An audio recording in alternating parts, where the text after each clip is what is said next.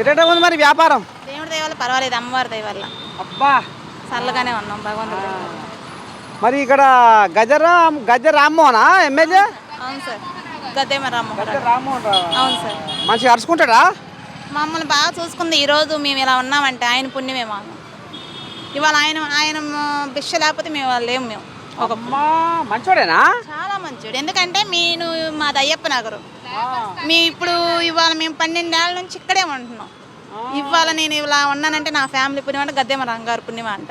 అమ్మా దేవుడి దయ వల్ల పర్వాలేదు. మమ్మల్ని షాపులు తీసేయమని కొద్ది పోలీసు వాళ్ళు ఇబ్బంది పెట్టినా సార్ అయ్యగారండి అని మేము ఆయన కాడికి వెళ్తే మమ్మల్ని కన్నపెట్టల కన్నా ఎక్కువగా ఆదరించి పిఏని పంపించి వాళ్ళని పంపించి పోనీలే వాళ్ళ రోడ్డు మీద బతికేవాళ్ళు. వాళ్ళని ఎందుకు ఇబ్బంది పెట్టమా, నేను ఎక్కి పెట్టుకోండి, వాళ్ళని ఇబ్బంది పెట్టమా. నిజంగా వాళ్ళు మూడు పిల్లలు ఎప్పుడు చల్లగా ఉండాలి అమ్మవారి దయ వల్ల.